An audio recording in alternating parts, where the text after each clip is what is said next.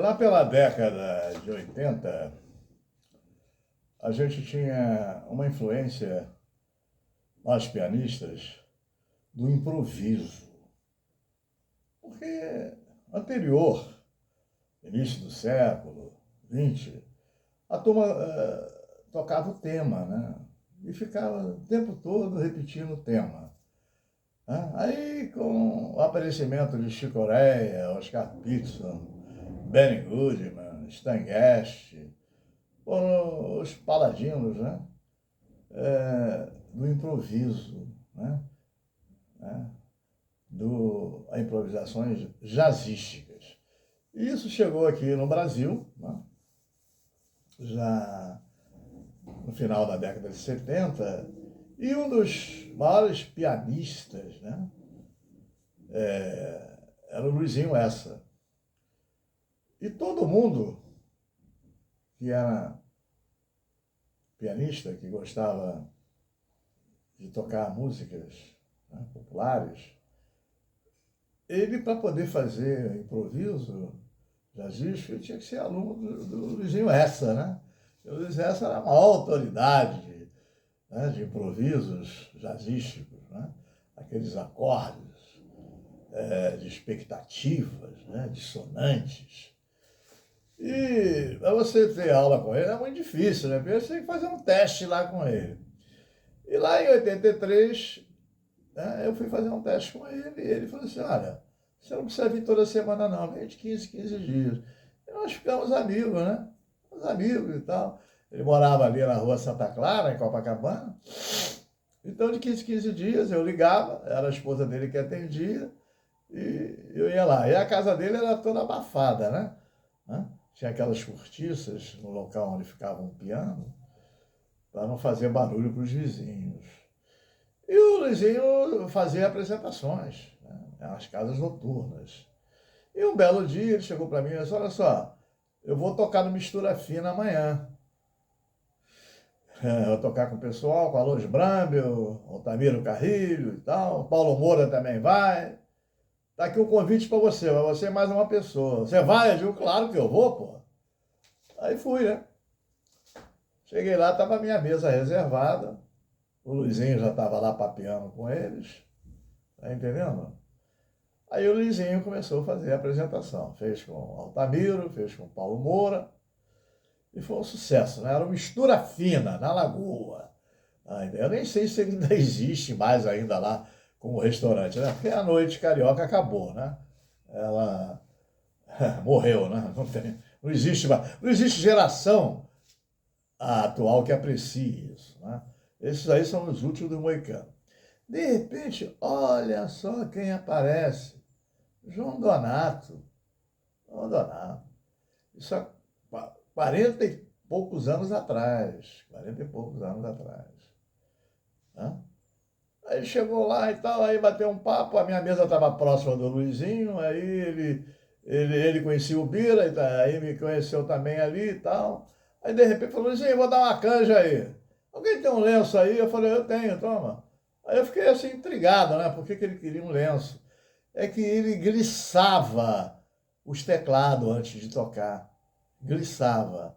E ele estava com o dedinho meio ralado, tá entendendo? E sem o lenço ia ralar mais ainda, ia sangrar os teclados. Aí ele foi lá e fez e tal, tocou lá muito bem, aplaudido, super aplaudido. Aí ele veio me entregar o lenço, eu falei, não, fica com o lenço, não quero não, pode ficar, você pode dar outra canja aí, fica com ele. Ah, obrigado. Foi assim que conheci o João Donato, né? Uma vez dessas aí. Então, são personalidades que deram glória para o Brasil, né? Deram glória. O Pelé, Garrincha, é verdade? E é isso aí. Agora, outra coisa que eu vou falar para vocês aqui. Por que o Brasil foi à guerra? Né? O Brasil foi à guerra porque o Franklin Delano Roosevelt veio aqui em 41, né? Deus salve a minha memória aí. E se encontrou com Getúlio Dornelles Vargas e falou assim, não, você tem que entrar na guerra, tem que combater esse nazismo, nazifascismo e tal.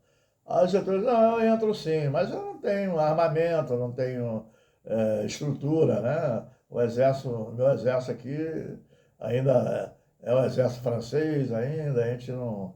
Né? Aí você não tem problema não, vai todo mundo lá para os Estados Unidos e lá nós vamos fazer um treinamento e vamos dar uniforme, armamento, instrução, tudo isso. Aí o Getúlio falou assim, olha, mas eu vou precisar de um favor seu.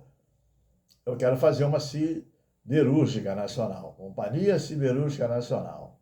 E assim nasceu a Companhia Siderúrgica Nacional, lá em Volta Redonda. Só que lá era um lugar deserto. Aí as pessoas que foram lá construir a Companhia Siderúrgica Nacional, né, CSN, gostaram de lá e começaram a querer morar lá.